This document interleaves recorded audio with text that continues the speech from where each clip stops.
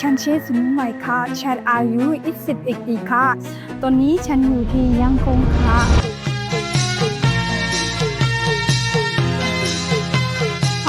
ตำรวจที่นี่ซาติแค่เลยแต่ตอนนี้อาม่าว่าติดต่อให้ซาตุยาอาริตัวတွေ့ပြီးတော့အမောက်ပြန်ပို့ခဲ့ရပါဘလို့လဲနဲ့တိတ်ဝင်စားတာ join ကြည့်အောင်မြင်ကြည့်လိုက်အောင်ဆိုတော့လည်းစ join ဖြစ်သွားတာပေါ့ဖို့ program နဲ့ကုန်ချစိတ်ကတက်တာလို့ထင်နေချက်ဘာလို့တက်တာလဲဆိုတော့အကုန်နေစိတ်စားစိတ်ကစအချောင်းကအလိုအားစအကုန်တော့တက်တာရယ်ဟောအငါတဘူးရဲ့လက်ချမှုတဲ့ကောင်းတယ်လို့ထင်တယ်ခိုင်းကြုံတာပြိုကလုံနိုင်မယ်လို့တော့ထင်နေချက်ဟောတွေ့ကြုံတော့မရှိဘူးဒါပေမဲ့အိမ်မှာလည်းပိုးပွားရရှိရတော့လုံနိုင်မယ်လို့ထင်တယ်စူးစမ်းပါမယ်ချက်လူမျိုးတွေ join တင်လဲဆိုပို့ပြီးကိုယ့်ရဲ့ဝါသနာနဲ့ကြိုက်တယ်ပြီးတော့ဘူးကလည်းဆောင်းချရတာကိုကြိုက်တယ်အဲ့လိုမျိုးအပိုးပွားဝင်နေကက်လေးကပိုကြိုက်တဲ့သူ join တင်တယ်လို့ထင်နေချက်အရင်ရင်ခုန်နေရောဘာမတိတဲ့ခါဆုံးအရင်ရင်ခုန်နေဟုတ်